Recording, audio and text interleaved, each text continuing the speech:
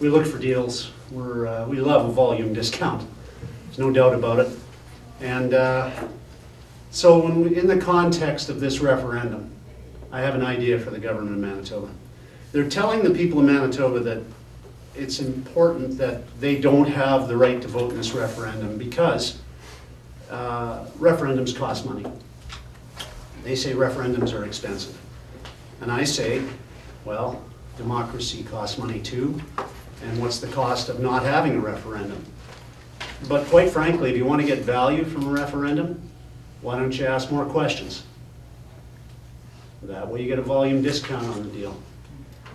So for example, instead of just asking the question about whether or not Manitobans want to pay more in PST, if they want to pay a higher PST rate, we could also, of course, ask them whether they agree that we should scrap the Taxpayer Protection Act at the same time. These two questions are fundamental to each other, they're interrelated, and obviously both of them are important for shaping the future of our province. The one, the PST, initially will be close to $300 million impact on Manitobans.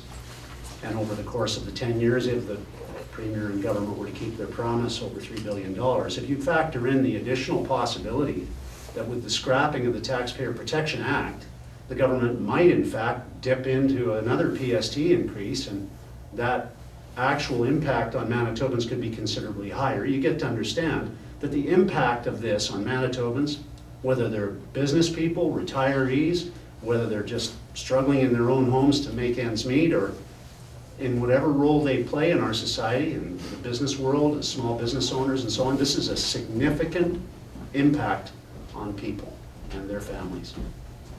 I say it's important that they have a vote in it. So those two questions make good sense, I think. But I would add a third. I think it makes really good sense to vote on whether we want to change the fundamental nature of Manitoba Hydro from a domestic energy producer to an international energy exporter, or not. This is a $20+ billion issue. This will shape the future of our province's key utility. Importantly, it will determine to a great degree the future of our economy as a province for generations to come. And it is a fundamental question that should be addressed and should be debated fully by Manitobans. Manitobans know that Manitoba Hydro belongs to them, but that's not reflected in the politicization of Manitoba Hydro decision-making processes under this government. Manitoba Hydro is owned by Manitobans, and Manitobans deserve a say in its future. Now, there are three questions. They will reduce the relative cost of that referendum, but they impact to a very significant degree in total, perhaps to the tune of close to $50 billion on Manitobans in their future over the next decade alone, and more thereafter. We could add other questions. We could ask Manitobans if they want to have tax dollars used for the purposes of funding political parties. We could ask Manitobans whether they want to have Manitoba Public Insurance's mandate changed to allow it to do infrastructure investment. Manitobans will have other ideas on questions they could add. The fact is they need to be asked. Manitobans own this province, not the government of Manitoba.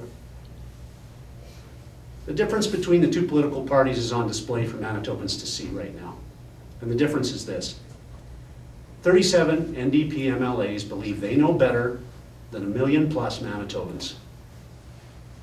The PC party believes that Manitobans are intelligent people and their judgment should be respected, and they deserve to be consulted in the future shaping of their province. The NDP doesn't understand that. Referendum, the root words refer. Refer means to explain in terms of a general cause. Our cause is better government for the people of this province, and we think the people of this province deserve to be consulted in the building of a better government.